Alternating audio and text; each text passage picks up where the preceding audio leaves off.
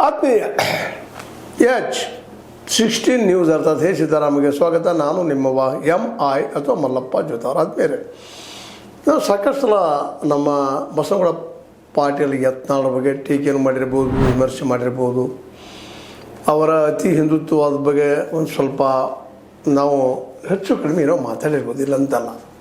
ಅದು ಒಂದು ಒಳ್ಳೆಯ ಕೆಲಸ ಇವತ್ತು ಮಾತಾಡಿದ್ದು ನೋಡಿದಾಗ ಒಂದು ಅಡ್ಡಿ ಇಲ್ಲಪ್ಪ ಅನ್ನುವಂಥ ಮಾತು ಏನಂದರೆ, ಅನ್ಎಂಪ್ಲಾಯ್ಮೆಂಟ್ ಸಲುವಾಗಿ, ಅನ್ಎಂಪ್ಲಾಯ್ಗಳ ಸಲುವಾಗಿ, ನಿರುದ್ಯೋಗಿಗಳ ಸಲುವಾಗಿ ಪಾದಯಾತ್ರೆ ಮಾಡೋದಲ್ಲಪ್ಪ ನಾನು ಬೆಂಗಳೂರುವರೆಗೆ ಅನ್ನುವಂಥ ಒಂದು ನಿರ್ಧಾರ ಮಾಡಿದ್ದು. ರಾಜಕೀಯ ಸ್ಟಂಟ್ ಇರ್ಬೋದಿಲ್ಲ ಅಂತಲ್ಲ ಇದು, ಆದರೆ ಒಬ್ಬರಾದರೂ ಮುಂದಾಗ್ತಾ ಇದ್ದಾರಲ್ಲ ಇವ್ರ ಬೇಡಿಕೆಗೆ. ಪಾಪ ನಮ್ಮ ನಿರುದ್ಯೋಗಿ ಯುವಕರು ಹೆಚ್ಚು ಕಡಿಮೆ ನಮ್ಮ RV ದೇಶಪಾಂಡೆ ಅವರ ಪ್ರಕಾರ 4 ಲಕ್ಷ ಜನ ಇದ್ದಾರಂತ. ಸ್ವತಂತ್ರವಾದ ಮೀಡಿಯಾಗೆ ಬೇಕಾಗಿರುವುದು ಸ್ವತಂತ್ರ ಧ್ವನಿ. ಆ ಸ್ವತಂತ್ರ ಧ್ವನಿ ಉಳಿಸಲು ನೀವು ಮಾಡಬೇಕಾದದ್ದು ಇಷ್ಟೇ. ಅದೇನಪ್ಪಾ ಅಂತಂತಂದ್ರೆ, ನಿಮ್ಮ ಕೈಲಾದಷ್ಟು ಸಹಾಯ ಈ ಚಾನಲ್ಗೆ ಮಾಡಿ ಹಾಗೂ ನಿಮ್ಮ ಧ್ವನಿಯನ್ನು ಕಾಪಾಡಿಕೊಳ್ಳಿ.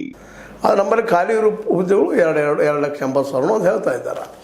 ಅವನ್ನೆಲ್ಲ ತುಂಬ್ಕೋಬೇಕು, ಎಲ್ಲ ಪಾಪ ಬೇಡಿಕೆ ಇಟ್ಟಿದ್ದಾರೆ ಅನ್ನೋದಷ್ಟು ಸತ್ಯದ. ಆದರೆ ಈ ಸರ್ಕಾರವು 56,000ಕ್ಕೆ ಎಸ್ ಅಂದದ. ನಿಜವಾಗಿ ಅವೆಲ್ಲ ತುಂಬ್ಕೋಬೇಕಾಗಿದ್ದು ಸತ್ಯನ. ಯಾಕಪ್ಪ ಅಂತಂದ್ರೆ ಉದ್ಯೋಗ ಕೊಡ್ಬೇಕಾಗಿದ್ದು ಸರ್ಕಾರದ ಕೆಲಸ ಖಾಲಿ ಇದ್ದಾವೆ, ತುಂಬ್ಕೋಬೇಕಾಗಿದೆ. ಅದು ಯಾಕೆ ತುಂಬ್ಕೊಳ್ತಾ ಇಲ್ಲ? ಗ್ಯಾರಂಟಿ ಕೊಡೋ ಸರ್ಕಾರ ಈ ನಿರುದ್ಯೋಗಿಗಳಿಗೆ ಉದ್ಯೋಗ ಗ್ಯಾರಂಟಿ ಯಾಕೆ ಕೊಡ್ತಾ ಇಲ್ಲ ಅಂತ ಅದನ್ನು ಅವ್ರು ಪ್ರಶ್ನೆ ಮಾಡ್ತಾ ಇದ್ದಾರೆ. 1,80,000 ಎಷ್ಟು ಖರ್ಚು ಮಾಡಿದಾರಪ್ಪ ನೀವು ಗ್ಯಾರಂಟಿಗೆ, ಲಕ್ಷ ಕೋಟಿಗಳಲ್ಲೇ.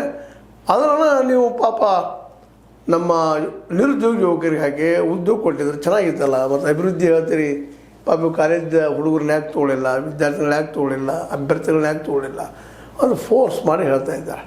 ಅದಕ್ಕೆ ಪ್ರತಿಭಟನೆ ಮಾಡ್ತೀವಿ, ಅದಕ್ಕೆ ಒಪ್ಪಿಗೆ ಕೊಡ್ತಾರೆ ಅಂತೇಳಿ ಬಿಜಾಪುರದಲ್ಲಿ ತಮ್ಮ ಸ್ಟೇಟ್ಮೆಂಟ್ ಕೊಟ್ಟಿದ್ದಾರೆ. ಇಲ್ಲ ದುಂಬಡಿ ಆಗ್ತದೆ, ಮತ್ತು